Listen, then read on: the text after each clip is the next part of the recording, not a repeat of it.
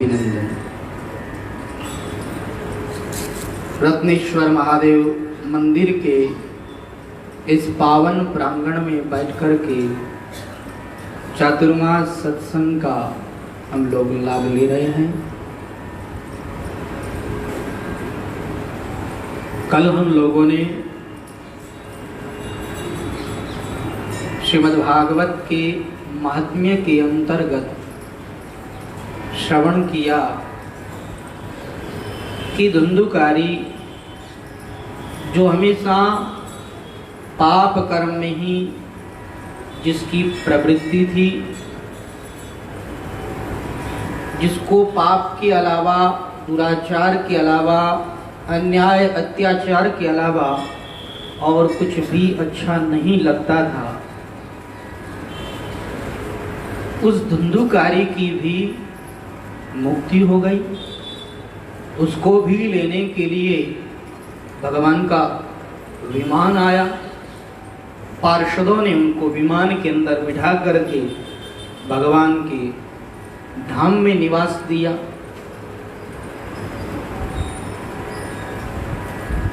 इसके पीछे का कारण क्या है? ऐसा दुष्ट व्यक्ति, ऐसा पापी व्यक्ति भी तर गया। इसके पाप इतने जल्दी नष्ट क्यों हो गए? क्योंकि इसने भागवत को श्रद्धापूर्वक, प्रेम पूर्वक, एकाग्र चित्त के साथ में श्रवण किया। दूसरी बात यह है कि इसे पश्चाताप बहुत हो रहा था, ग्लानि बहुत हो रही थी, अपने आप से घृणा बहुत ज्यादा हो रही थी कि भगवान ने मुझे ब्राह्मण का शरीर दिया और ब्राह्मण का शरीर प्राप्त करके भी मैंने ब्रह्मत्व का नाश किया, मैंने पाप का आश्रय लिया, मैंने अन्याय अत्याचार का आश्रय लिया, मैंने ये क्या किया? उसे दुख हो रहा है, उसे पश्चाताप हो रहा है। तो यह जो पश्चाताप की अग्नि है, इस पश्चाताप की अग्नि में उसके सारे पाप जल गए हैं। देखिए, पश्चाताप करने से भगवान और अधिक नजदीक आते हैं। आपको एक उदाहरण से बताएं। एक संत थे, उनका नियम था रोज ब्रह्म मुहूर्त में उठ करके स्नान करके फिर भगवान का ध्यान करना, पूजा पाठ करना, भजन करना, ये उनका रोज का नियम था। एक दिन उनको आलस्य आ गया और सोते रह गए। सूर्य भगवान उदित हो गए और वो सोते रह गए। अब उन्हें बड़ा दुख हुआ कि देखो, मेरी नींद में इतनी ज्यादा रुचि है कि सूर्य भगवान उदित हो गए फिर भी मैं उठा नहीं। अगर भगवान में मेरी रुचि होती तो अपने आप मेरी नींद खुल जाती, लेकिन मेरी नींद में ज्यादा रुचि है, विश्राम में ज्यादा रुचि है, आराम में ज्यादा रुचि है, इसलिए ये सब हुआ है। दिन भर उन्हें बड़ा दुख हुआ कि हाय, मैं कैसा साधु हूँ, सूर्योदय हो गया और फिर भी मैं नहीं उठ पाया। दिन भर वो पश्चाताप करते रहे और भगवान का भजन करते रहे। कहते हैं एक दिन और फिर उनको आलस्य आने लगा। सुबह होने वाली थी लेकिन उनकी नींद खुली नहीं, तो किसी ने आकर के उनको जगाया। कहा, महात्मा जी उठिए, समय हो गया है।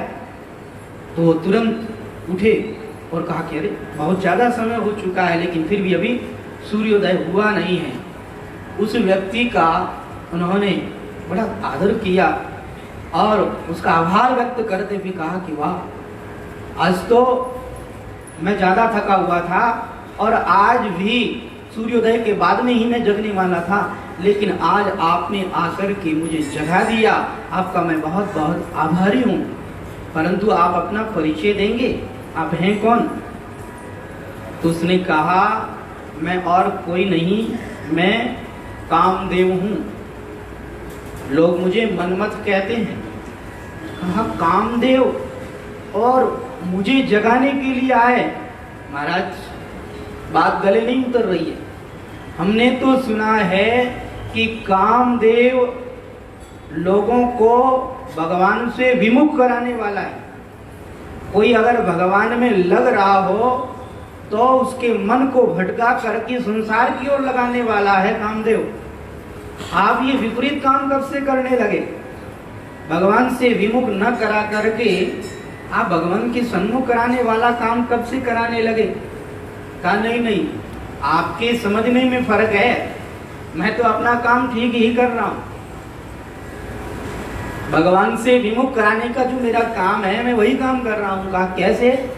तो कहा देखो, उस दिन आप सूर्योदय तक सोते रहे, जगे नहीं, तो दिन भर आपको पश्चाताप हो रहा था, दुख हो रहा था कि हाय मैं कैसा साधु हूँ, ब्रह्म मुहूर्त में उठ करके भगवान का भजन नहीं कर पाया। आप दिन भर रोते रहे, दुख करते रहे, पश्चाताप की अग्नि में जलते रहे।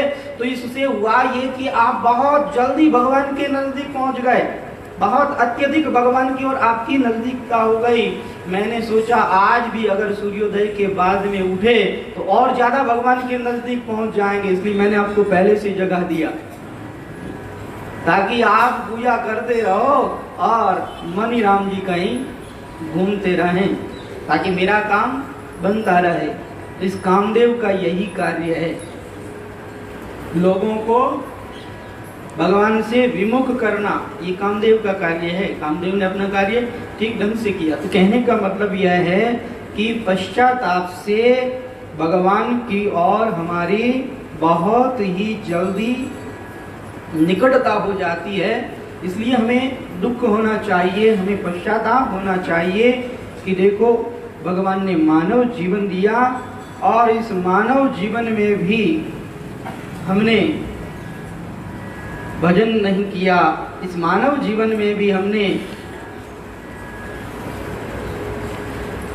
संसार में आसक्त होकर के अपने जीवन को व्यर्थ में ही खो दिया। हमने ये क्या किया? ऐसा अगर दुख होता है तो समझ लीजिए कि आपकी और भगवान की एकता हो रही है, आप भगवान के नजदीक पहुंच रहे हैं। और दुख नहीं होता है तो आप भगवान के नजदीक नहीं पहुंच सकते हैं। भगवान के नजदीक पहुंचने का ये एक तरीका है। पश्चाताप होना चाहिए, दुख होना चाहिए, तो आप बहुत जल्दी भगवान के नजदीक पहुंच जाएंगे। तो इस धुंधुकारी ने पश्चाताप किया, इस पश्चाताप की अग्नि में उसके सारे पाप नष्ट हो गए और भागवत की कथा के माध्यम से उसका भगवान के श्री चरणों में मन लग गया। इस कारण उसे भगवान का दिव्य विमान लेने के लिए आया। देखिए, इस संसार के अंदर एक तो मंत्र की सिद्धि में अगर आपको संदेह होता है तो भले ही आप कितना ही मंत्र जप कर लो तो आपको सिद्धि नहीं मिलने वाली। कोई भी मंत्र का जप करो तो उस मंत्र में आपको पूर्ण विश्वास होना चाहिए। अगर पूर्ण विश्वास है तो वह मंत्र आपको सफलता प्रदान करने वाला होगा, उस मंत्र से आपको सिद्धि प्राप्त होगी। परंतु असंदिग्धो ही हतो मंत्रः, आप अगर असंदिग्ध हैं, आपको मंत्र पर विश्वास नहीं है तो मंत्र जाप आपका व्यर्थ है। ऐसे ही कहते हैं कि व्यग्र चित्त से किया हुआ जप, कई लोग जल्दी जल्दी जप करते हैं, जल्दी जल्दी माला पूरी करते हैं, जल्दी माला पूरी हो जाएगा तो कुछ कोई काम कर, व्यग्र चित्त होकर के जल्दी जल्दी माला को पूर्ण करते हैं। तो कहते हैं व्यग्र चित्त से किया हुआ जप व्यर्थ माना गया। व्यग्र चित्त होकर के जप नहीं करना चाहिए और किसी कुपात्र से श्राद्ध कर्म नहीं कराना चाहिए। श्राद्ध कर्म कराने के लिए जो ब्राह्मण देव होते हैं उनकी परीक्षा होनी चाहिए। हमारे शास्त्रों में श्राद्ध कराने वाले ब्राह्मण की जो जो कसौटियां बताई है उन कसौटियों पर वह खरा उतरना चाहिए।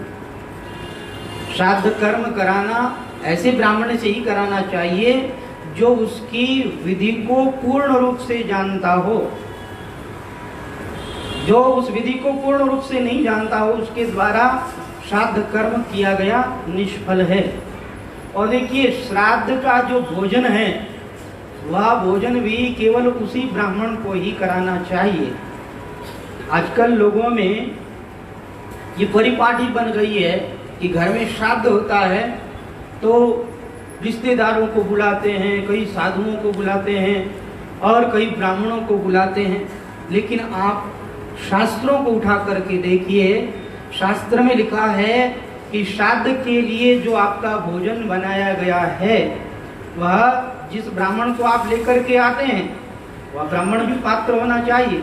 उस पात्र ब्राह्मण को ही आप श्राद्ध का भोजन कराएं और उन्हीं को ही दान दें, दक्षिणा दें, और किसी को भी वह भोजन नहीं कराएं। शास्त्र में तो यहाँ तक लिखा है कि अगर भोजन बच जाए तो कुत्ते को भी वह भोजन न दें। और आप लोग तो रिश्तेदारों को बुलाते हो और कई लोग तो संतों को भी खिला देते हैं। बहुत गलत बात है। हम लोग श्राद्ध का भोजन नहीं करते हैं। श्राद्ध का भोजन करने का अधिकार हम लोगों को नहीं है, किसी को भी नहीं है। केवल जो सत्पात्र ब्राह्मण होते हैं उन्हीं को ही अधिकार है, जो उस विधि को जानते हैं। और ब्राह्मण भी केवल भोजन करके निवृत्त नहीं हो जाते हैं। श्राद्ध का भोजन करने वाले ब्राह्मण को कई विधियां पूर्ण करनी पड़ती है, कई जप करने पड़ते हैं, तब कहीं जाकर के वो भोजन पचता है। अगर ब्राह्मण देव भी केवल भोजन करके और दान लेकर के चले जाएं तो उनको भी वह भोजन पचेगा नहीं। पचाने के लिए कई जप करने पड़ते हैं, शास्त्र के अंदर विधि लिखी हुई है। तो कुपात्र ब्राह्मण को दिया हुआ दान व्यर्थ माना गया है। इस संसार के अंदर व्यक्ति को चाहिए कि कथा को सुनने के लिए आलस्य को त्याग देवे, क्योंकि आलस्य पूर्वक जो कथा सुनी जाती है वह कथा भी व्यर्थ मानी गई है। प्रमाद पूर्वक जो कथा सुनी गई है वह कथा व्यर्थ मानी गई है। इसलिए कहा है प्रमादेन हतम श्रुतम। प्रमाद पूर्वक जो आपने कथा सुनी वह व्यर्थ है, इसलिए प्रमाद पूर्वक कथा ना सुने। कई लोग कहते हैं ना कि हमने कथा सुनी लेकिन महाराज कहीं सुनियो याद को नहीं। तो क्यों याद नहीं है? कारण क्या है? प्रमादेन हतम श्रुतम। प्रमाद पूर्वक आपने कथा सुनी तो आपको वह कथा याद नहीं रहेगी। इसलिए प्रमाद का त्याग करके, आलस्य का त्याग करके ही कथा का श्रवण करना चाहिए। जिसकी जैसी रुचि होती है उस रुचि के अनुसार भोजन में स्वाद आता है। जैसे कहीं सामूहिक भोजन हो तो वहाँ पुरुषने वाले भी वही होते हैं और भोजन भी एक तरह का बना हुआ होता है, सबको वही भोजन पुरसा जाता है। लेकिन किसी को कम स्वाद आता है, किसी को ज़्यादा स्वाद आता है। जिसकी जैसी रुचि होती है रुचि के अनुसार उसमें स्वाद आता है। किसी को भूख ज़्यादा लगी हो तो उसको वह भोजन बड़ा अच्छा लगता है, किसी को भूख कम लगी हो तो उसको उतना आनंद नहीं आता है, और किसी को वो सामग्री अच्छी नहीं लगती हो तो उसे उसमें आनंद नहीं आता है। जिसकी जैसी रुचि होती है रुचि के अनुसार ही भोजन अच्छा लगता है। अब लड्डू तो बहुत अच्छे बने हुए हैं, लेकिन किसी को अगर पित्त का रोग हो गया है तो उसके लिए वे लड्डू भी विष तुल्य है। ऐसे ही भगवान की कथा या तो अमृत तुल्य है, लेकिन जिसकी जैसी रुचि होती है उस रुचि के अनुसार ही लोग कथा का लाभ प्राप्त करते। जिसकी ज्यादा रुचि हो उसको ज्यादा आनंद आता है, जिसकी कम रुचि हो उसको कम आनंद आता है। और किसी किसी को अगर संसार का ये पित्त रोग हुआ हो उसको तो कथा अच्छी ही नहीं लगती, उसका तो कथा में मन ही नहीं लगता।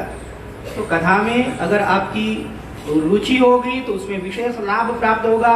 जितनी ज्यादा रुचि होगी उतना ही ज्यादा फल होगा। तो सबकी अलग अलग रुचि होती है, अलग अलग रुचि होने के कारण अलग अलग प्रकार से लोग कथा को सुनते हैं, और अलग अलग कथा सुनने के कारण फल भी अलग अलग ही होता है। श्रवणस्य विभेदेन फल भेदोत्र संस्थितः। श्रवण में भेद होता है तो फिर कथा में भी भेद हो जाता है। देखिए, कथा सुनने के 4 नियम बताए हैं।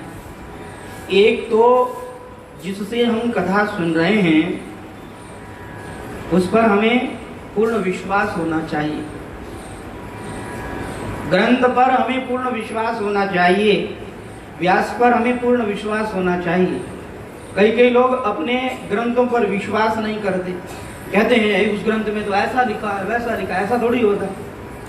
अगर आपको विश्वास नहीं है तो ग्रंथ सुनने का आपको लाभ प्राप्त नहीं होगा। जिस ग्रंथ को भी आप सुन रहे हैं उस ग्रंथ के प्रति आपकी पूर्ण आस्था होनी चाहिए, पूर्ण विश्वास होना चाहिए, और जिससे आप सुन रहे हैं उसके वचन पर आपको पूर्ण रूप से विश्वास होना चाहिए। दूसरा नियम है, आपके भीतर दीनता होनी चाहिए, आपके भीतर नम्रता होनी चाहिए। अगर आपके भीतर नम्रता है तो कथा सुनने का असली लाभ प्राप्त होगा, और आपके भीतर अभिमान है तो कथा के अंदर जो जो बातें कही जा रही है वो सीधे ऊपर से ही चली जाए। इसलिए अभिमान पूर्वक कथा को नहीं सुनना चाहिए। दीनता होनी चाहिए, नम्रता होनी चाहिए आपके अंदर। तीसरा नियम है, मन और क्रिया जनित दोषों से बचे। मन में जो भी दोष आते हैं उन दोषों से, और फिर हम उसको क्रियान्वित करते हैं, क्रिया करते हैं, गलत क्रिया करते हैं तो उससे भी बचें। और चौथा नियम है, कथा के अंदर स्थिर बुद्धि होनी चाहिए, मति स्थिर होनी चाहिए। अगर आपकी मति स्थिर नहीं है तो कथा का लाभ आपको नहीं मिल सकता है, इसलिए स्थिर मति होनी चाहिए। तो सबसे पहला नियम है, ग्रंथ पर हमें विश्वास होना चाहिए। अगर विश्वास है तो आपका काम बन जाएगा, और विश्वास नहीं है, हम अपनी मनमानी कर रहे हैं तो लाभ प्राप्त नहीं होगा। जैसे कि एक आदमी था, उसकी गाय बीमार हो गई, वैद्य के पास में गया, वैद्य जी मेरी गाय बीमार हो गई, कोई दवा बताएं। तो उसने गाय का रोग बताया, वैद्य जी ने तुरंत दवा बता दी। कहा देखो 100 ग्राम काली मिर्च, 100 ग्राम अजवाइन, और उसे पीस करके तुम घी के साथ में अपनी गाय को दे देना। ठीक है महाराज। अब वो घर पर गया और जितनी जितनी मात्राएं बताई थी वो सब वस्तुएं लेकर के आ गया, लेकिन वह घी नहीं लाया। कहा आज तो गाय को दुआ ही नहीं है, और गाय के अंदर घी मौजूद है, गाय का घी निकाला नहीं है, दूध निकाला नहीं है, तो घी तो गाय के अंदर है ही, और सामग्री दे दी, घी दिया नहीं, और गाय तो ज्यादा बीमार हो गई। अब वो वैद्य जी के पास में जाकर के बिगड़ गया। कहा वैद्य जी आप ये मुंडा देख देख कर तिलक काटना काम बंद कर दो, मैं गरीब आदमी हूँ, मैं आप करने आयो तो आपने ठीक ढंग दवाई नहीं दी, ऐडी दवाई दे दी कि हमारी गाय ही बीमार होगी। वैद्य जी ने कहा नहीं नहीं भाई, मैं ऐसा नहीं करता हूँ, मेरे पास में कोई गरीब आए चाहे अमीर आए सबको बराबर दवा देता हूँ, मैं कोई पक्षपात नहीं करता हूँ। कहा अरे भैया हुआ क्या ये तो बताओ। कहा आपने जैसे कहा था मैंने वैसे दवाई दी। कहा क्या क्या दिया बोलो बताओ। कहा ये वस्तु दी। कहा घी तो गाय के अंदर है इसलिए मैंने दिया नहीं। वैद्य जी जोर जोर से हंसने लगे। कहा अरे भले आदमी, गाय का घी गाय के अंदर है लेकिन गाय के काम नहीं आता, उसको अलग से घी दो तब वो तुम्हारी गाय ठीक होगी। तो वैद्य ने जैसे कहा वैसे उसने किया नहीं, अपनी मनमानी करी, वैद्य के वचन पर विश्वास नहीं किया, तो विश्वास न करने के कारण उसकी गाय खराब हो गई। ऐसे ही अगर हमें ग्रंथ के वचन पर, सदगुरु के वचन पर विश्वास नहीं है तो हमारा काम नहीं बनेगा। विश्वास होना चाहिए। वैद्य के वचन पर विश्वास होता है तो शरीर ठीक हो जाता है। जैसे कि एक बार की बात है, वैसे जो वैद्य कर्म है ये निंदनीय माना गया है। अश्विनी कुमार वैद्य का कर्म करते हैं तो देवताओं ने उन्हें अपने साथ बिठाने से मना कर दिया और सोमरस का पान करने से मना कर दिया। अश्विनी कुमारों ने च्यवन ऋषि की ऐसी सेवा करी कि च्यवन ऋषि जो बूढ़े थे उनको उन्होंने च्यवन प्राश खिला दिया, उनको जवान बना दिया, उनको जवानी दे दी और बदले में उनसे यह प्रार्थना करी कि आप हमें यज्ञ के अंदर भाग दिलावें, आप हमें देवताओं के साथ बैठने का अधिकार दिलावें। तो उन्होंने अपने ससुर के यहाँ पर, राजा सरियाती के यहाँ पर यज्ञ कराया और उस यज्ञ में उनको सोमरस का पान कराया गया और देवताओं के साथ उनको बिठाया गया। कहा महाराज ये अश्विनी कुमार, इनका ये जो कर्म है ये निंदनीय क्यों माना गया है? वैद्यों का कर्म निंदनीय क्यों माना गया है? कहा देखो, वैद्यों का कर्म वैसे निंदनीय नहीं है, बहुत अच्छा कार्य है। डॉक्टर, उनको हम लोग धरती का भगवान कहते हैं, लेकिन अगर उनकी भावना शुद्ध नहीं है तो वो गलत है। जैसे कि अपने यहाँ हंसी मजाक करते हुए कई लोग कहते हैं, कोई नाराज मत होना डॉक्टर हो तो ऐसी मजाक की बात है, कहते हैं कि डॉक्टर अगरबत्ती करते हैं तो क्या देखते हैं? अगरबत्ती करते हुए देखते हैं कि कोई मच्छर है कि नहीं, मच्छर की भी अगरबत्ती कर लूं ताकि वो किसी को काटे, मलेरिया हो और रोगी मेरे पास में आए तो मेरी दुकानदारी चले। अगर ऐसी भावना के साथ में कोई डॉक्टर डॉक्टरी करता है, कोई वैद्य वैद्यगिरी करता है तो उसकी वह विद्या निकृष्ट मानी गई है। अगर प्रत्येक जीव को भगवान का अंश समझ करके सेवा करने का भाव रखे, सेवा के भाव से अगर वैद्यगिरी करे, डॉक्टरी करे तो उससे बड़ा और कोई नहीं है, सबसे श्रेष्ठ है वो। लेकिन जिसकी भावना खराब होती है, जैसे कई लोग अंतिम संस्कार कराने वाले जो ब्राह्मण लोग होते हैं, उनका कर्म भी निंदनीय माना गया। क्यों? क्योंकि उनकी भी क्या भावना रहती है, कोई मरे तुम्हारो काम बने। हरिद्वार में पंडा बैठा वे कहीं सोचे वे वही आशीर्वाद देवे, जल्दी जल्दी मरो, जल्दी जल्दी मारे हटे आओ। तो उनका कर्म अच्छा है। हमारी हिंदू संस्कृति में वो संस्कार माना गया है। लेकिन जिसकी यह भावना हो कि कोई मरे तो हमारा काम बने, ये तो भावना गलत है ना। तो जो भी कर्म है, जो कर्म गलत भावना के साथ में किया जाता है वह कर्म निंदनीय माना गया। जैसे अस्त्र शस्त्र बनाने वाले लोग हैं तो उनका वो कर्म भी निंदनीय माना गया, क्योंकि अस्त्र शस्त्र के द्वारा कितने लोगों की हत्या की जाती है, उनको भी वो दोष लगता है। जो मांस बेचने वाले हैं उनकी भी निंदा की गई है, और जो शराब बेचने वाले हैं उनकी भी निंदा की गई है, क्योंकि शराब के द्वारा कितने लोग दुष्चरित्र हो जाते हैं, कितने लोग बर्बाद हो जाते हैं। जो पाप शराब पीने वाले व्यक्ति को लगता है वही पाप शराब बेचने वाले को भी लगता है। शास्त्र में तो यहाँ तक कहा है कि जो व्यक्ति शराब पीने वाले के साथ रहता है उसको भी वही पाप लगता है जो शराब पीने वाले को लगता है। तो शराब बेचने वाले की भी निंदा की गई है। ऐसे कई कर्म हैं जिन कर्मों की निंदा की गई है।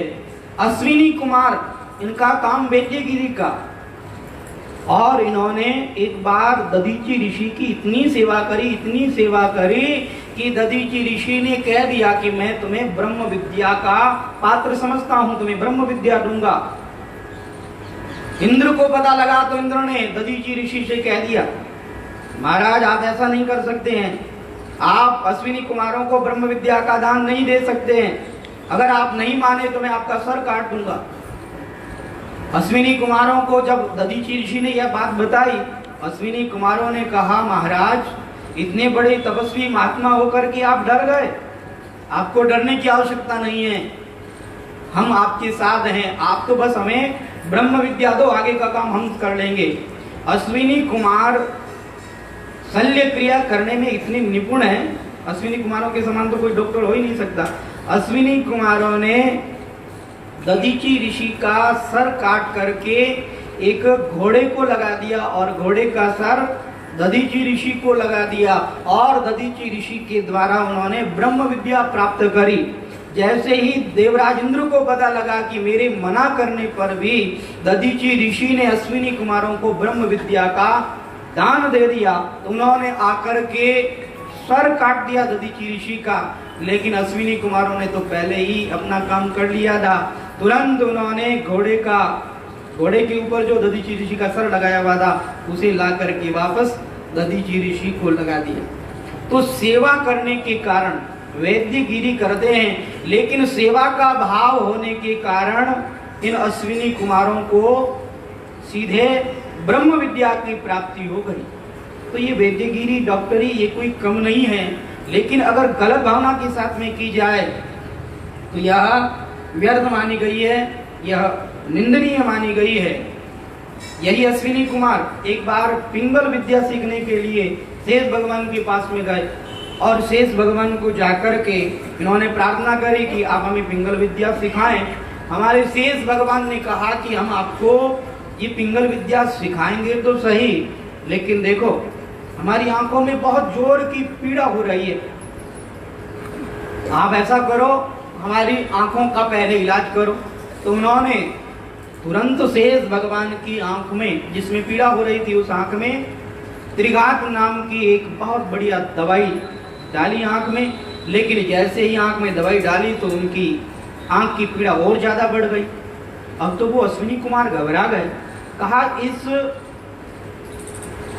दवाई का हमने सबके साथ प्रयोग किया, ये दवाई कभी भी खाली नहीं गई है, जिसका भी इलाज किया उसकी आंख ठीक हुई है, लेकिन शेष भगवान की पीड़ा बढ़ क्यों गई है, इसका कारण हम नहीं जानते। इतने में नारद जी महाराज आ गए। नारद जी महाराज ने उनको उदास देखा तो कहा क्या बात है, तो नारद जी महाराज को सारा वृत्तांत बताया। नारद जी महाराज ने कहा कि इस समय में एक मर्त्य लोक में वैद्य हैं, इतने अच्छे वैद्य हैं वो कि वैद्यगिरी करते हैं लेकिन किसी से कुछ नहीं लेते हैं, निष्काम भाव पूर्वक वो सबकी सेवा करते हैं। अगर उनके पास में जाओ तो वो जरूर शेष भगवान की आंख की पीड़ा का उपचार बता देंगे। तुरंत वो उस वैद्य के पास में आए और वैद्य जी को आकर के उन्होंने प्रणाम किया, वेश बदल करके आए और आकर के कहा कि इस तरह से आंख के अंदर बहुत ज्यादा पीड़ा हो रही है और उसमें त्रिघात नाम की दवा भी डाली, उससे भी फर्क नहीं पड़ा, आपके पास में कोई दवा हो तो बता दो। तो वो वैद्य भी कम नहीं थे, वो वैद्य समझ गए। उन्होंने कहा कि ये त्रिघात नाम की जो दवाई है ये केवल अश्विनी कुमारों के पास में है और किसी के पास में यह हो नहीं सकती, आप हैं कौन, पहले अपना परिचय दो। तो वो अपने असली रूप में आए, कहा कि हम अश्विनी कुमार ही हैं और हम शेष भगवान का उपचार कर रहे हैं। उनकी आंख का उपचार करने के कारण उनकी आंख की पीड़ा और ज्यादा बढ़ गई। ये दवाई डाली हमने त्रिघात नाम की, लेकिन फिर भी फर्क नहीं पड़ा। आप बताइए क्या कारण है। कहा देखो उसी दवाई को डालने से फर्क पड़ेगा, लेकिन आपके द्वारा दवाई डालने की विधि में गलती हो गई है। कहा क्या गलती हो गई। कहा आप जिस किसी को भी दवाई डालते थे तो एक आंख पर आप हाथ डाल देते थे, हाथ रख देते थे और दूसरी आंख में आप दवाई डालते थे। तो इस विधि से दवाई डालने के कारण सबकी आंखें ठीक हो जाया करती थी। लेकिन क्या बताएं, शेष भगवान के 2000 आंखें हैं। अब किस किस आंख पर आप हाथ रखेंगे, और आंखें सब खुली रहती है और आंख खुली रहने के कारण आप जो दवाई डालते हैं उसका फर्क नहीं पड़ता है। नियम उसका यह है कि और आंखें बंद होनी चाहिए, जिसमें दवाई डालनी है वही आंख खुली होनी चाहिए। तो शेष भगवान के साथ ये नियम घटता नहीं है, इसलिए जाओ जाकर के शेष भगवान से प्रार्थना करो, अन्य सभी आंखें बंद करें और जिसमें पीड़ा हो रही है उसमें वो दवाई डालो, शेष भगवान की पीड़ा दूर हो जाएगी। अश्विनी कुमारों ने जाकर के वैसा ही किया और वैसा ही करने से शेष भगवान की पीड़ा दूर हो गई और शेष भगवान ने उनको पिंगल विद्या का दान दिया। तो कहने का मतलब यह है कि ठीक नियम पूर्वक दवाई न डालने से, विधि पूर्वक दवाई न डालने से वो दवाई काम नहीं करी। ऐसे ही शास्त्रों में जो कथा श्रवण की विधि बताई गई है उस विधि के अनुसार अगर हम कथा नहीं सुनते हैं तो कथा सुनने का लाभ प्राप्त नहीं होगा। इसलिए विधि पूर्वक, नियम पूर्वक सप्ताह श्रवण की जो विधि बताई गई है उस विधि के अनुसार ही कथा को सुने। ग्रंथ के वचन पर विश्वास पूर्वक कथा को सुने। दूसरा नियम है नम्रता पूर्वक कथा का श्रवण करना चाहिए। अगर नम्रता होती है तो भगवान मिल जाते हैं और अभिमान होता है तो कोई पास नहीं आता। अरे संसारी लोग भी अभिमानी व्यक्ति के पास नहीं जाना चाहते हैं। क्या कहते हैं? अरे वो तो बड़ा अभिमानी है, उसके पास में क्या जाएं, हम कष्ट पालेंगे लेकिन उस अभिमानी के पास में नहीं जाएंगे। संसारी व्यक्ति भी यही कहते हैं। तो संसारी व्यक्ति भी अभिमानी के पास में नहीं जाते तो भगवान क्यों आएंगे? भगवान को क्या जरूरत पड़ी? नम्रता हो तो भगवान उसे मिल जाते हैं। जैसे कि दुर्योधन अभिमानी था और अर्जुन नम्रता वाला था, उसमें नम्रता थी। जब कौरवों पांडवों का युद्ध होना निश्चित हो गया तो दुर्योधन और अर्जुन दोनों आए। कहते हैं अर्जुन पहले आए, नहीं, दुर्योधन पहले आया, अर्जुन बाद में आया। लेकिन अभिमानी होने के कारण दुर्योधन भगवान के सर के पास में जाकर के बैठ गया। कहा है ना कि दुष्ट तो सर पे ही चढ़ते हैं। भगवान के सर के पास आकर के बैठ गया। अर्जुन बाद में आए लेकिन अर्जुन भगवान की श्री चरणों में बैठ गए। भगवान की नींद खुली, आंख खुली, उन्होंने तुरंत अर्जुन को देखा। अरे क्या बात है अर्जुन, कैसे आए? इतने में वो दुष्ट दुर्योधन बोल उठा, मैं पहले आया हूँ, पहले मुझे पूछो। कहा भैया पहले मैंने तो अर्जुन को देखा है, मांगो क्या चाहिए। अर्जुन कहता है कि प्रभु मुझे और कुछ नहीं चाहिए, बस मैं तो केवल आपका साथ चाहता हूं, मुझे तो केवल और केवल आपका साथ चाहिए। भगवान ने कहा अर्जुन क्या मांग रहे हो? मेरे पास में नारायणी सेना है, उस नारायणी सेना को मांग लो। कहा नहीं प्रभु, मैं नारायणी सेना से क्या करूंगा, मुझे तो आपका साथ चाहिए। अगर आपका साथ है तो मुझे इस दुनिया में किसी की परवाह नहीं है, मुझे इस दुनिया से किसी को डर नहीं है, किसी से डर नहीं है, मुझे केवल आपका साथ चाहिए। अब तो दुर्योधन बड़ा खुश हुआ और कहने लगा हाँ हाँ मेरे छोटे भाई हैं, चलो इनकी बात रख देते हैं, ये आपको चाहते हैं, आप इनके साथ रहिए, मुझे दे दीजिए नारायणी सेना, मैं ले लेता हूँ नारायणी सेना को। दुर्योधन अपने आप को बड़ा समझदार समझ रहा है कि मैं नारायणी सेना लेकर के जा रहा हूँ। जैसे कोई एवड़ को हाँक करके ले जाता है, ऐसे दुर्योधन उस नारायणी सेना को हाँक करके लेकर के चला गया। भगवान ने अर्जुन से कहा कि अर्जुन ये तुमने क्या मांग लिया?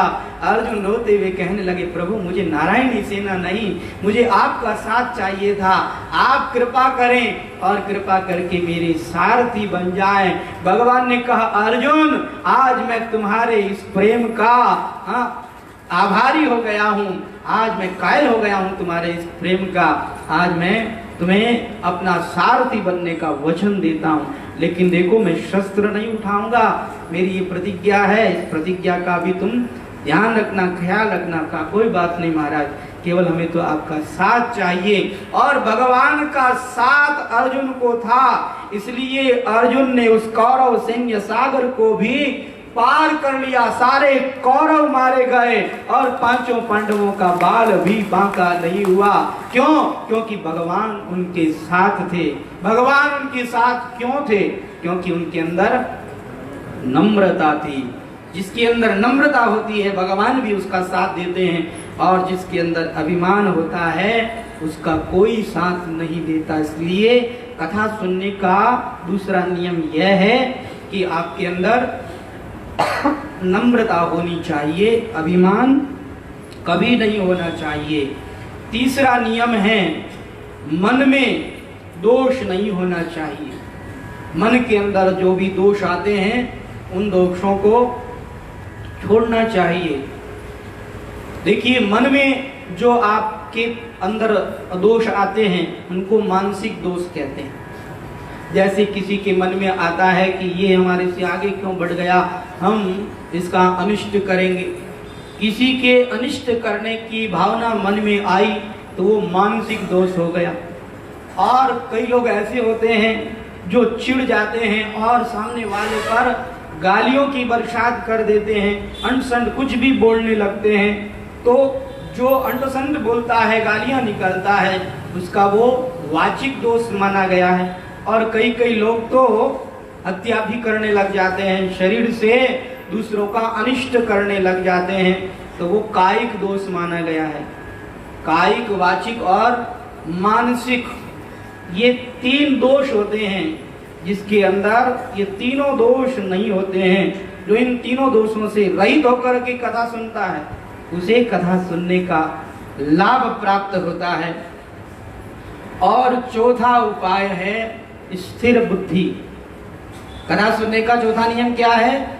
स्थिर बुद्धि। आपकी बुद्धि स्थिर होनी चाहिए। अगर बुद्धि स्थिर है और आप कथा का श्रवण करते हैं तो आपको कथा श्रवण का लाभ मिलेगा। और स्थिर बुद्धि नहीं है तो आपको कथा श्रवण करने का लाभ नहीं मिलेगा। कई लोग ऐसे होते हैं जिनकी स्थिर बुद्धि नहीं होती, आज निर्णय करते हैं कि हम तो आज से अवगुणों को त्याग देते हैं, आज से हम ये नियम लेते हैं। दूसरा दिन होता है, कहते हैं वो नियम ठीक नहीं है, आज ये नियम लेंगे। फिर तीसरा दिन होता है कि नहीं आज तो ये नियम लेंगे। स्थिर बुद्धि न होने के कारण तरह तरह के नियम लेते रहते हैं, और जिसकी स्थिर बुद्धि नहीं है उसे लाभ प्राप्त नहीं होता है। इसलिए स्थिर बुद्धि होनी चाहिए। जिसकी स्थिर बुद्धि होती है वही लाभ प्राप्त करता है। स्थिर बुद्धि तभी होगी जब आप ग्रंथ पढ़ेंगे, जब आप संतों की शरण में जाएंगे। तो संतों की शरण में जाने से आपकी स्थिर बुद्धि हो जाएगी। संतों की शरण जाने से आपका दुखों से छुटकारा हो जाएगा।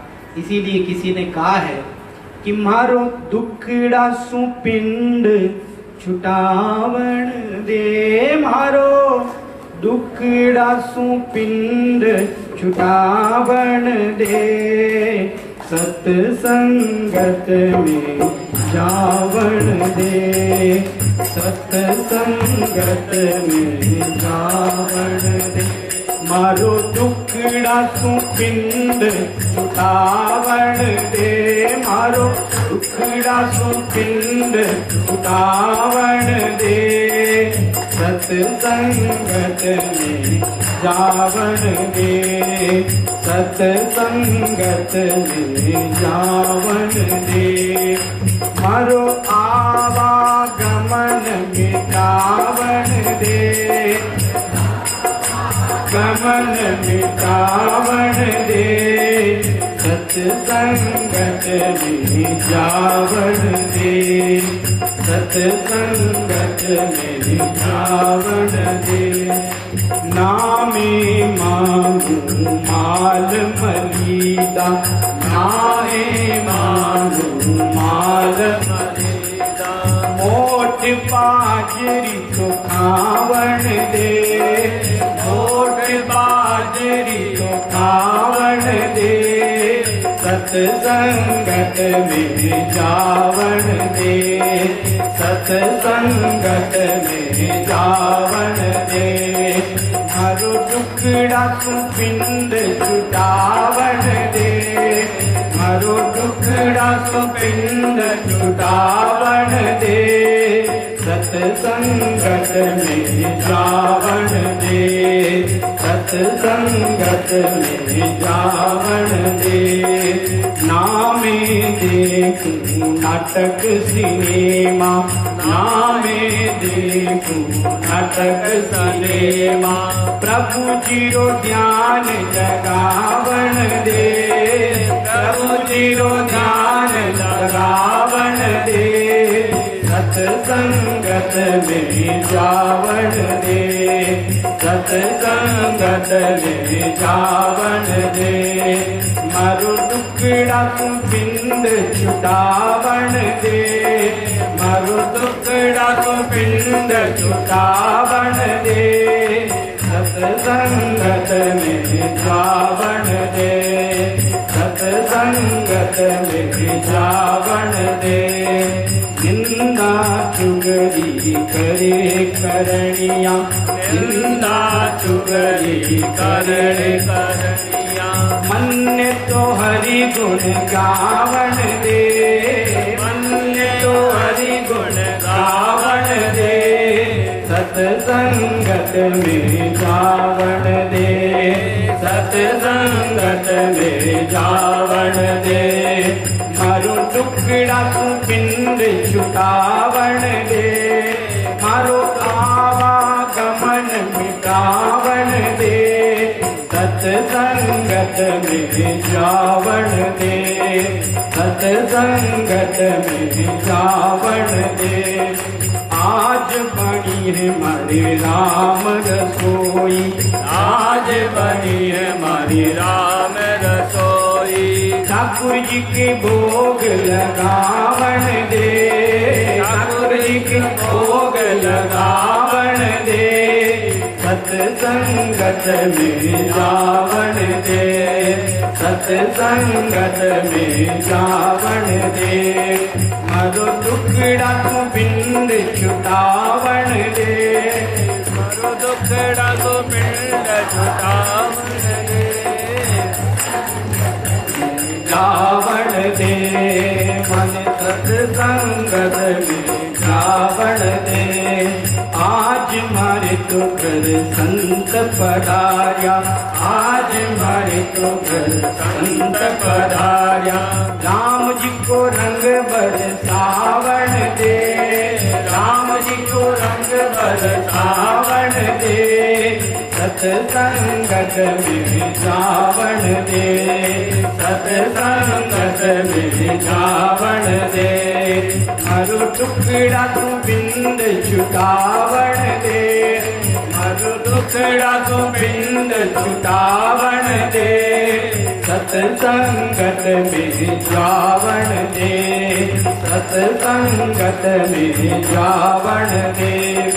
सुख सागर रामायण गीता, सुख सागर रामायण गीता। रस भरी कथा सुनावन दे, रस भरी कथा सुनावन दे। सत्संगत में जावन दे, सत्संगत में जावन दे। टुकड़ा तू पिंड छुटावन दे, मारो टुकड़ा तू पिंड छुटावन दे। सत्संगत में जावन दे, सत्संगत में जावन दे। चाहे तो तू मन मार कूट ले, चाहे तो तू मन मार कूट ले। चाहे तो रोटी मत खावन दे, चाहे तो रोटी मत खावन दे। सत्संगत में जावन दे, सत्संगत में जावन दे। टुकड़ा तू पिंड छुटावन दे, मारो टुकड़ा तू पिंड छुटावन दे। सत्संगत में जावन दे, सत्संगत में जावन दे। मारो आवागमन मिटावन दे, आवागमन मिटावन दे। सत्संगत में जावन दे, सत्संगत में जावन दे। सतसंग में